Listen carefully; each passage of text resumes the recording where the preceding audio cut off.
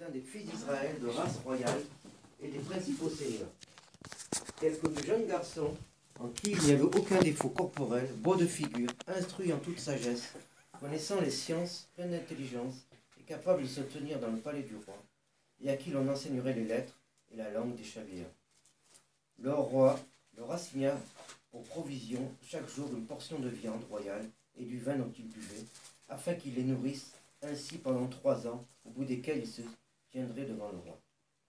Il y avait parmi eux, d'entre les fils de Juda, Daniel, Anania, Michaël et Azaria. Mais le chef des eunuques leur donna d'autres noms. Il donna à Daniel le nom de Belshazzar, à Anania celui de Shadrach, à Michaël celui de Meshach, et à Azaria celui d'Abed-Nego. Quelqu'un veut continuer? Oui, quelqu'un peut continuer, s'il vous plaît? Vas-y. La fermeté de Daniel à Babylone. Or Daniel résolut dans son cœur de ne pas se souiller par la portion de la viande du roi, ni par le vin dont le roi buvait. C'est pourquoi il supplia le chef des eunuques afin qu'il ne l'oblige pas à se souiller.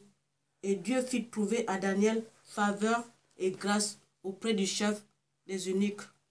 Toutefois, le chef des eunuques dit à Daniel, « Je crains le roi, mon Seigneur, qui a ordonné ce que vous devez manger et boire. Car pourquoi verrait-il vos visages plus défaits que ceux des jeunes gens de votre âge? Et rendez-vous ma tête coupable envers le roi? » Mais Daniel dit à Messar, l'intendant à qui le chef des eunuques avait remis la surveillance de Daniel, « Anania, Michaël et Azarias, éprouve, je te prie, tes serviteurs pendant 10 jours, et qu'on nous donne des légumes à manger et de l'eau à boire. Après cela, tu regarderas nos visages et ceux des jeunes gens qui mangent la portion de la viande royale. » Qui peut prendre? Puis tu feras à tes serviteurs selon ce que tu auras vu. Et il les écouta dans cette affaire et les éprouva pendant 10 jours. Au bout des 10 jours, leurs visages parurent en meilleur état et avaient plus dans bon point que tous les jeunes gens qui mangeaient la portion de la viande royale. Ainsi, Meltsar prenait la portion de leur viande et le vin qu'ils devaient boire et leur donnait des légumes. Et Dieu donna à ces 4 jeunes gens de la science et de l'intelligence dans toutes les lettres et de la sagesse. Et Daniel comprenait toutes les visions et tous les songes. Gloire à Dieu. Donc ici, nous avons l'histoire de la captivité du peuple juif.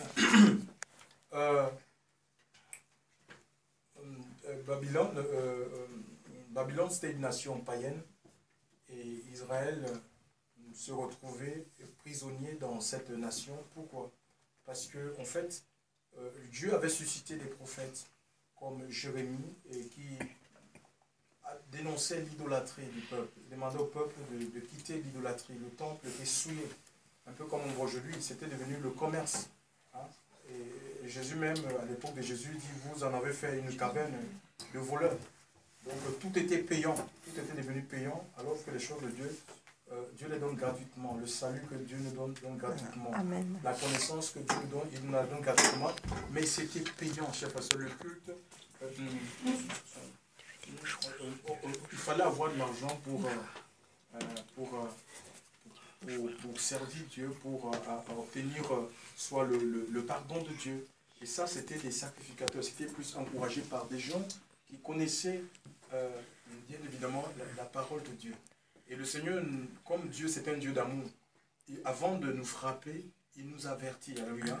Il a utilisé Jérémie pendant 10 ans pour les interpeller, mais ils ne se sont pas laissés interpeller, chers frères et sœurs.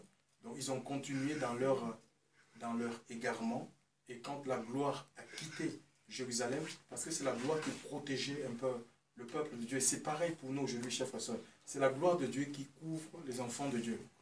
Quand un enfant de Dieu arrive à être infiltré par les démons, ça veut dire que cette protection-là est partie. Donc quand la gloire est partie, il y a quoi? Il y a Nebuchadnezzar, qui est aussi l'image de Satan, hein, sur le plan spirituel, qui est venu, qui a détruit cette ville et il a emmené en captivité tous les Juifs. Il a amené quoi?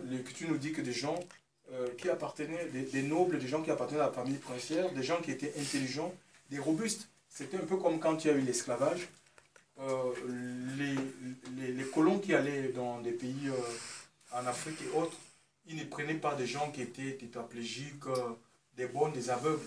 C'était des gens robustes, des gens qui étaient intelligents, des gens qui avaient la capacité d'inventer, de travailler, hein, qui avaient la force. C'est comme ça, c'est ce qui s'est passé pour ce peuple. On a pris, on a laissé vraiment des gens de rien. Imaginez que quand une ville est... on enlève un pays, on dépouille un pays de sa matière grise, ce pays n'ira nulle part en fait. Ce pays va connaître un retard sur tous les plans, que ce soit sur le plan politique, social, économique. Ce pays va connaître vraiment un grand retard. Ici, ces gens se sont retrouvés où? En captivité. Alléluia. Quelqu'un qui est captif, il n'est pas libre. Et beaucoup pensent qu'ils sont libres, en fait, ne le sont pas. Parce que la véritable liberté, ce n'est pas la liberté d'expression, mes amis. C'est Jésus seul qui nous rend libres. Amen. Il dit, si le Fils vous a franchi, vous êtes réellement... Ce n'est pas une religion ou appartenir à un mouvement, à un groupe. On peut être ici et être captif de beaucoup de choses. Être captif du sexe, être captif de l'alcool, être captif, chers frères et sœurs, de la drogue. On peut être captif de la colère, de la haine, chers frères et sœurs. On peut être captif de plein de choses.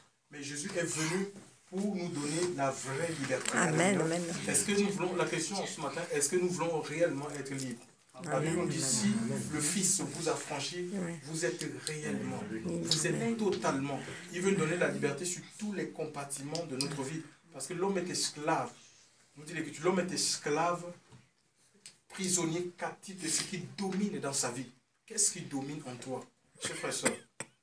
Si ce n'est pas le Seigneur, si ce n'est pas l'Esprit de Dieu, tu es prisonnier, tu es esclave et tu as besoin d'être affranchi. Et seul le Christ peut nous affranchir, chers frères et sœurs. Alléluia. Il nous affranchit de toute forme de servitude. Gloire à Dieu. Donc ils se sont retrouvés à Babylone. Ils sont arrachés de leur terre de naissance. C'est comme s'il y a des étrangers. Elle, c'est une Colombienne, mais elle est venue volontairement pour les études. Donc elle est comme détachée de la Colombie pour venir en France. Et en France, ça ne se passe pas comme en Colombie. Ce n'est pas les mêmes lois. Et là, nous avons affaire à une nation qui est païenne, qui adore des faux dieux. Et nous voyons même ici, on va proposer, et ces gens-là, Daniel et ses 3 compagnons, donc ils seront appelés à travailler pour le roi, pour Nebuchadnezzar, et on va les donner, on va les assigner une portion d'aliments, mais c'était des viandes qui étaient sacrifiées aux idoles, quoi. Aux idoles. Nebuchadnezzar adorait le dieu Nebu, alléluia, ou Bel. Donc on va les donner et en même temps on va changer leur nom. Donc non seulement ils sont détachés de leur pays de naissance, hein, ils sont comme ils sont déracinés. Donc imaginez un peu là où on est né, là où on a nos amis, on a grandi, on a tous nos codes, nos repères, on est détaché pour se retrouver dans un pays complètement étranger et où, pas n'importe où, dans le palais royal, là où il y a le cœur des décisions. C'est un peu comme une présidence. Et vous savez, les hommes qui nous gouvernent, la plupart des hommes qui nous gouvernaient, ils sont maçonniques. Ils signent des pactes avec Satan. Donc ils étaient dans un lieu vraiment, le lieu ce n'était pas un lieu propice pour ces enfants de Judas, ces descendants d'Abraham. Alléluia. Alors, ils se retrouvent ici et on les propose, parce que peut-être c'était la pratique, tout le monde qui travaille dans le palais du roi, il fallait qu'ils mangent ces viandes, les viandes sacrifiées aux idoles. Mais comme eux, tout ce qu'ils avaient, c'était la foi dans la loi de Moïse. Ils connaissaient la loi de Dieu. Ça, c'est des choses qu'on ne peut pas nous enlever. On peut tout nous enlever, mais on ne peut pas enlever l'espérance qu'on a en Christ, dans la parole du Seigneur. Ouais, ils avaient ça. Ils avaient ça en eux. Alléluia. Et comme ils connaissaient la loi de Moïse, ils savaient que dans cette loi, parce qu'ils avaient étudié, qu'ils n'avaient pas droit de manger les viandes sacrifiées aux idoles. Et nous voyons comment ils ont résolu dans le verset 8 de ne pas quoi? Daniel, dans son cœur, a résolu de ne pas se souiller. C'est lui. Alléluia. Donc on ne peut pas dire, oui, il y aura des souillures. Alléluia. On est dans un monde, on est un peu comme en Babylone, on est dans le monde, il y a toutes sortes de péchés. Les hommes vont avec les hommes, les femmes avec les femmes, les bêtes, les animaux. Donc on ne peut pas empêcher, il y a des adultères, il y a des couples même mariés, on parle de couple open. Couple open, ça veut dire que quoi? Ça veut dire que, par exemple, le week-end, l'homme peut aller voir avec d'autres femmes, la femme peut aller voir avec d'autres. Donc c'est terrible. Il y a toutes sortes de péchés. On est dans un monde à souillure. Et ici, Daniel a résolu. Pourquoi? Parce qu'il connaissait Dieu. Il avait une relation avec Dieu ainsi que ses compagnons. C'est lui, dans son cœur, ça se passe dans le cœur. C'est chacun qui doit prendre la décision. Tu vas dire, les gens me poussent, c'est les gens qui me poussent au péché. Non, non, non, non, non, non, non. On ne peut pas empêcher les oiseaux de voler sur notre tête. Chers frères et sœurs, non, non, non. Par contre, on peut les empêcher de se poser sur nos têtes. Et oui. Donc, tu ne peux pas dire, tu ne peux pas empêcher, les gens te feront des propositions, des sales propositions, chers frères et sœurs. Mais c'est à toi de dire non. Pourquoi? Parce que tu connais la loi de Dieu. On a chanté, Jésus, tu es le roi des rois, le Seigneur, le Dieu de la création. Donc, ça veut dire Jésus règne en moi. C'est sa parole qui règne dans ma vie. Ils ont résolu, chers frères et sœurs, de ne pas se souiller avec les mains du roi. Et nous voyons que cette fermeté, alléluia, cette fermeté, cette résolution, a été payant pour leur vie. La crainte qu'ils avaient de Dieu, chers frères et sœurs, l'intégrité qu'ils avaient de leur Seigneur, nous voyons que ça les a valu quoi? Des grandes victoires. Ça les a rendu des grandes victoires, des distinctions. Il faut un peu lire l'histoire de Daniel. Et le verset 17 nous dit que le roi lui-même, il a trouvé qu'ils avaient une sagesse 10 fois supérieure. Hein? Vous voyez? Donc c'est ça en fait. Donc on est appelé à grandir. Donc la sagesse dans la vie de ces personnes avait augmenté. Alléluia. Pourquoi? Parce que ils avaient pris la décision de ne pas se conformer à leur siècle. Alléluia. Et c'est pareil pour nous aujourd'hui. Si nous décidons, nous aussi, de ne pas nous conformer au siècle présent, chers frères et sœurs, la sagesse va augmenter. Mais de quelle sagesse s'agit-elle? Il ne s'agit pas de la sagesse du monde. Oui, amen, amen. Ce n'est pas la sagesse du monde. Ça n'a rien à voir. Et ce n'est pas un livre, ce n'est pas un livre que tu auras pour aller consulter quand tu es face à une situation. Non, non, non. C'est une sagesse qui est d'ordre spirituel. Alléluia. C'est l'Esprit de Dieu en fait qui augmente. Parce que l'Esprit de Dieu donne la sagesse. On peut lire Ésaïe chapitre 11. Ésaïe chapitre 11, s'il vous plaît.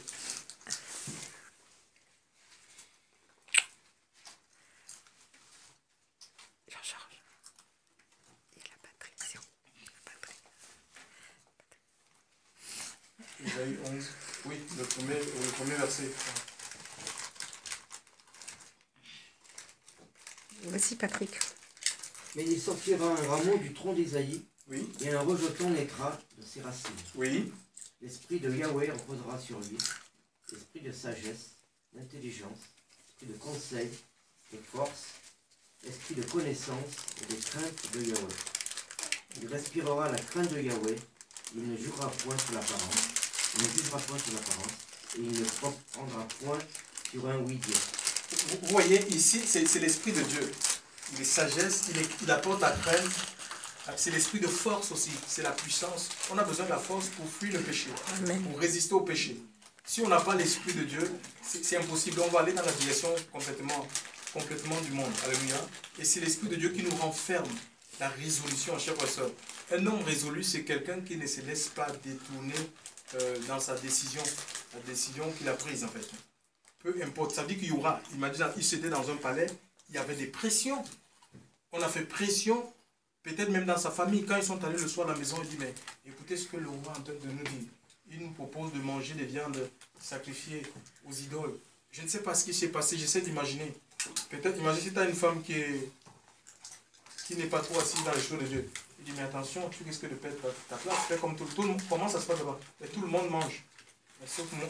Non, mais fais comme tout le monde. Non, on ne fait pas comme tout le monde parce qu'on n'est pas tout le monde. On appartient à Dieu. Alléluia. Eh oui, c'est comme ça, on ne fait pas comme tout le monde. On les a changés de nom. Il a fallu leur donner des noms babyloniens. Oui, on peut te changer de nom, on peut te traiter de tous les noms, mais tu ne changes pas d'identité. Tu restes enfant de Dieu. Alléluia. On est enfant de Dieu. On peut te donner des noms. Pour se moquer de toi, mais tu ne changes pas d'identité. Alléluia. Et Dieu va rendre justice. Parce que le nom de Daniel veut dire quoi? Dieu est mon juge. Alléluia. Dieu est mon juge. Alléluia. C'est à lui la vengeance, à lui la rétribution. Et nous voyons que le Seigneur a jugé. Alléluia. Il a honoré ces jeunes-là. Daniel, Shadrach, Meshach, Abednego. Le Seigneur les a honorés. Alléluia. Donc, le roi les a élevés. Et au fur et à mesure qu'ils résistaient, parce qu'il y aura toujours de l'opposition, chers frères et sœurs. Et l'opposition est même là pour nous amener à grandir dans les voies du Seigneur. Je disais que cette sagesse n'a rien à voir avec la sagesse du monde. La sagesse du monde, on peut lire Jacques 3, verset 14.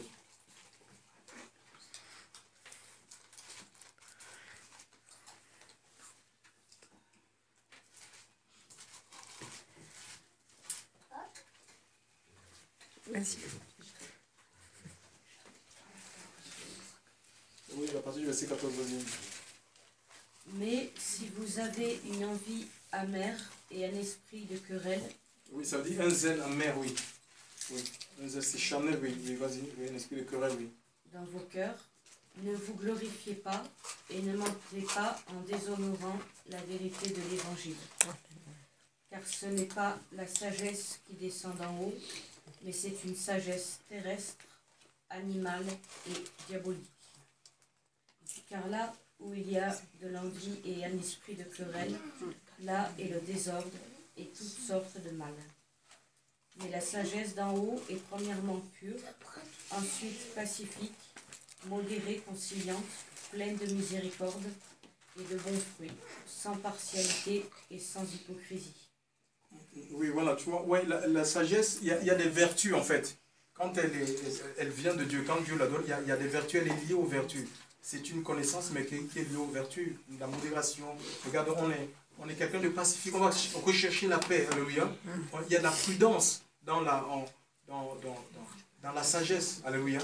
C'est vraiment, c'est comme un éclairage. On peut aussi être face à des situations, on ne sait pas comment s'en prendre, et nous recevons comme un éclairage, parce qu'on est attaché à Dieu. Chers frères et sœurs, on est attaché à Dieu, alléluia. Dieu va nous donner toujours une issue, alléluia. Il y a une issue avec le Seigneur. C'est comme ça, mais il faut être attaché à Dieu. Il y en a certains qui pensent qu'on ne peut pas vivre la vie de Dieu en notre temps. Est-ce que Dieu a changé? Je ne pense pas. Il reste le même. Alléluia. Et l'esprit qui a utilisé, qui a habité ces Daniel-là, ils étaient habités par l'esprit de Dieu. C'était un prophète. Alléluia. La bouche du Seigneur.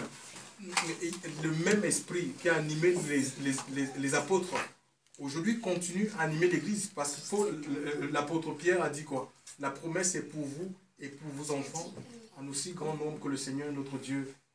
Et pour ceux qui sont au loin, en aussi grand nombre que le Seigneur notre Dieu les appellera. C'est écrit dans Actes chapitre 2, verset 28. Et donc on a besoin de l'Esprit de Dieu. C'est l'Esprit de Dieu qui nous porte. Alléluia. Alors nous pouvons marcher dans la sainteté, dans la vérité, dans l'amour. Nous pouvons rechercher la paix, chers frères et sœurs, avec ceux qui cherchent véritablement la paix. Nous allons lire 1 Corinthiens pour parler vraiment de la sagesse qui vient de Dieu. 1 Corinthiens chapitre 6. 1 Corinthiens chapitre 2, à partir du verset 6.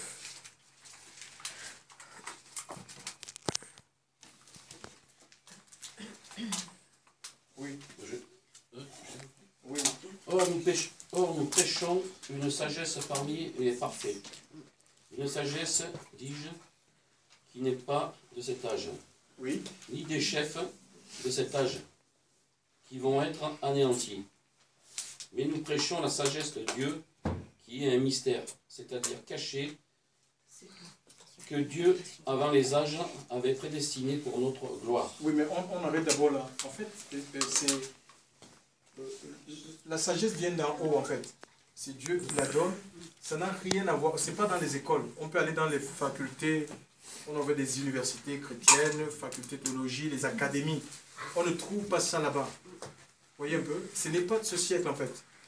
On ne trouve pas ça dans les écoles, dans les livres écrits, non. C'est une sagesse qui vient, elle est mystérieuse. On ne peut pas cerner cette sagesse avec l'intelligence humaine. C'est impossible. Alléluia. C'est un don, c'est Dieu qui nous la donne et il veut la donner à ses enfants pour qu'elles puissent, dans un monde vraiment de plus en plus méchant, égoïste, individualiste, chers frères et sœurs, nous avons besoin de cette sagesse. Et le Seigneur va dire, mais c'est une honte, pour lui dire que les enfants de ce siècle, les enfants de ce siècle sont plus sages que, parlant les gens des païens, ils sont plus sages que ne le sont les enfants du royaume. Ça doit être le contraire. Alléluia. Ils sont plus avisés. Quelqu'un qui a la sagesse, il est avisé, il est prévenant, chers frères et sœurs. Alléluia. Il ne se laisse pas tomber dans les pièges des hommes facilement, les pièges des banquiers, les pièges des employeurs. On te piège comme ça et facilement tu tombes. Ce n'est pas normal. Ça veut dire que tu es conduit par ton intelligence. C'est ton intelligence qui te guide. Et non l'intelligence du Seigneur. C'est pourquoi il faut écouter la voix du Seigneur. Même si Dieu, l'Esprit de Dieu nous amène à prendre des décisions qui ne nous avantagent pas, peut-être à première vue, il faut aller dans ces décisions. Parce qu'il est dit, il vous conduira dans toute la vérité. C'est le Saint-Esprit, parlant du Saint-Esprit, alléluia. L'Esprit de Dieu a été donné pour nous conduire, alléluia. Gloire à Dieu. Oui, mon frère, tu peux continuer. C'était 6 combien? Destiné pour notre gloire, verset 9. Mystère caché de la sagesse. Sagesse qu'aucun des chefs de cet âge n'a connue, car s'il l'avait connue, il n'aurait pas crucifié le Seigneur de gloire. Ah oui. Eh oui. Continue, mon frère.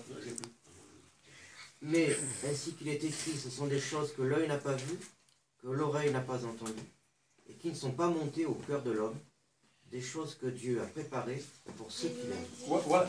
En fait, il y a des gens qui veulent comprendre Dieu avec leur intelligence. C'est impossible. Ouais.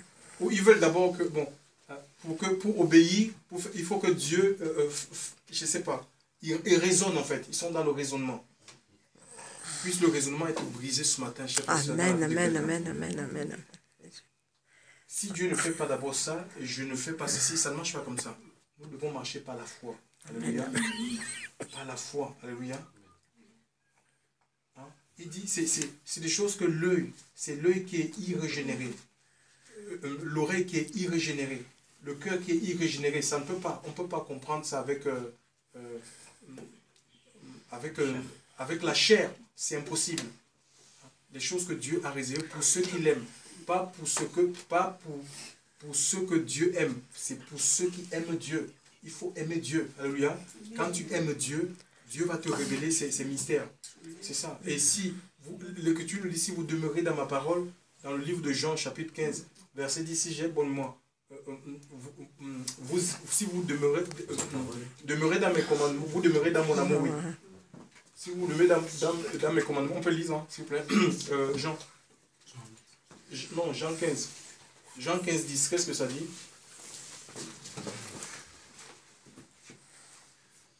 Si vous gardez mes commandements, vous demeurez dans mon amour, comme j'ai gardé les commandements de mon Père. Si vous gardez mes commandements, vous demeurez dans mon amour. Amen. Donc c'est ça, c'est l'amour de Dieu qui nous permet de rester effectivement dans ses commandements.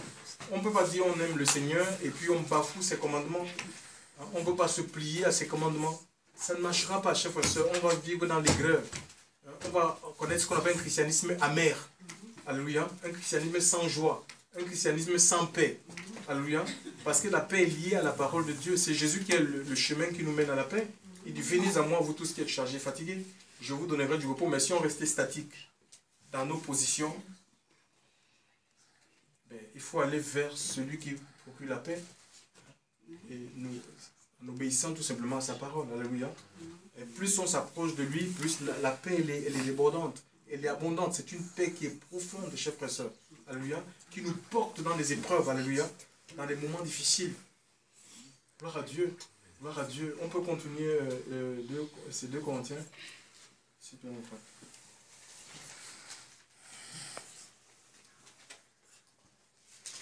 Tu peux verset 13. Tu peux lire le verset 14.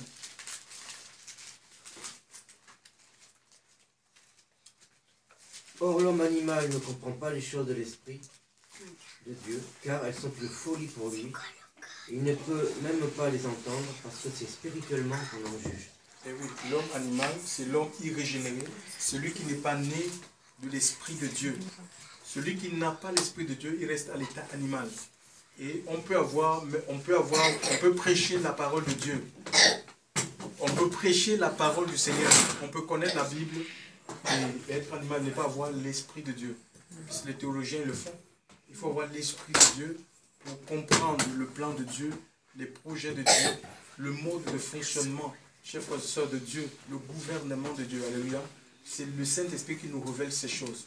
Ce n'est pas par notre propre force, ce n'est pas par nos propres capacités.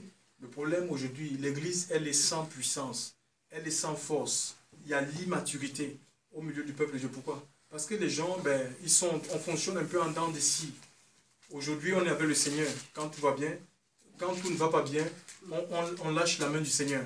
On va dans la direction du monde. Quand il n'y a pas l'occasion de pécher, on ne pêche pas. Quand l'occasion de pécher se présente, on pêche. Eh bien, ça ne marche pas. Le Seigneur, il voit toutes ces choses. Alléluia. Il voit toutes ces choses. Il y a des gens qui ont fait naufrage même. Il y a des naufragés de la foi. Alléluia. Il y a des naufragés de la foi. Des gens qui n'ont plus foi en Dieu. Certains sont dans le monde, complètement vivent dans le monde, mais d'autres continuent à fréquenter les assemblées. D'autres continuent à vivre, mais ils n'ont pas la foi. Ils ne croient pas que Dieu puisse faire quelque chose dans leur vie. Ils ne croient plus que Dieu est capable d'agir. Il y en a, ils continuent ils sont dans les groupes de maison, ils sont dans les assemblées. Chers frères et sœurs, mais ils n'ont plus la foi. La foi, cette flamme-là, alléluia, qui nous rend brûlants, zélés, qui nous rend zélés pour le Seigneur, pour la vérité. Alléluia. Que le Seigneur souffle en ce matin, à nouveau dans la vie de quelqu'un, chers frères et sœurs. Mon Seigneur, mon Dieu, je te rends grâce, Seigneur. Merci pour ta parole qui est la vérité, Seigneur Dieu. Seigneur, en ce matin encore, Seigneur, tu souffles dans la vie de quelqu'un, Seigneur. Tu donnes la force, mon Dieu, mon Père, Seigneur, à ton peuple. Tu donnes la force, Seigneur. Appuie-toi sur la chair, Seigneur, mon Dieu, mon roi. Grand Dieu véritable, Seigneur, que ton action au milieu de nous, en ce matin, Seigneur, soit forte dans le nom de Jésus. Nous voulons te suivre. Nous voulons marcher dans tes voies, être des hommes résolus, déterminés. Seigneur, mon Dieu, mon Père, Seigneur, à ne pas se laisser détourner, Seigneur, à ne pas se laisser influencer, impressionner. Seigneur, mon Dieu, mon Père, nous voulons nous croire dans ta parole, Seigneur. Donne-nous de la ténacité, Seigneur Dieu Père. Seigneur, touche en ce matin, Seigneur, mes frères et sœurs, Seigneur. Nous voulons que cette église qui est forte, tu dis que le séjour des morts ne prévaudra point contre ton église, parce que tu l'as bâti, Seigneur. C'est toi qui as bâti Daniel, Shadrach, Meshach, Abednego, Seigneur. Mon Dieu, mon Père, on ne veut pas suivre les courants, Seigneur. On ne veut pas suivre les méthodes. Nous ne voulons pas épouser la figure de ce monde, Seigneur. Tu nous veux à part, Seigneur, pour toi. Seigneur, je prie en ce matin, Père, que tu donnes la force, le discernement nécessaire pour qu'on ne se fasse pas avoir. Seigneur, mon Dieu, mon Père, qu'on ne se fasse pas abuser, Seigneur. Mon Dieu et mon roi, Seigneur. Aiguise, Seigneur Dieu Père. Aiguise notre discernement, Seigneur Dieu Père. Affûte nos vies, Seigneur, en ce matin, Seigneur Dieu. Je te bénis pour tout ce que tu fais. Je te bénis, Seigneur. Je te prie de visiter mes frères et sœurs ici présents. De visiter, de mettre la paix, Seigneur, dans les cœurs, Seigneur Dieu Père. De renouveler, Seigneur, dans l'exercice des ministères, des dons. Seigneur, mon Dieu, mon Père, Seigneur. Restaure les uns les autres, Seigneur. Que ce qui est cassé maintenant soit réparé, soit restauré dans le nom de Jésus-Christ de Nazareth. Seigneur, que toute activité des ténèbres au milieu de nous soit chassée. Père, je te rends grâce parce que ton esprit est à l'œuvre, Seigneur Dieu Père. Tu nous renouvelles puissamment. Seigneur, tu nous renouvelles, Seigneur, dans l'adoration, dans la louange, dans la vie de témoignage. Renouvelle ton peuple ce matin, Seigneur, dans ce lieu. Que ton nom soit béni, Seigneur. Que la religiosité, l'esprit de religiosité soit chassé loin de nous. Au nom de Jésus-Christ, nous voulons des hommes et des femmes de l'esprit. Seigneur, mon Dieu, mon Père, Seigneur Dieu. Oui, Seigneur, oui, agis puissamment et glorifie ton Saint-Nom. C'est dans le puissant nom de Jésus-Christ. Nous avons ici prié. Gloire à Dieu. Merci, Seigneur. Jésus est vivant. Amen, amen. Merci, Jésus. Alléluia, Jésus. Et le grand songe dans son nom, adorons Jésus. Et le grand songe dans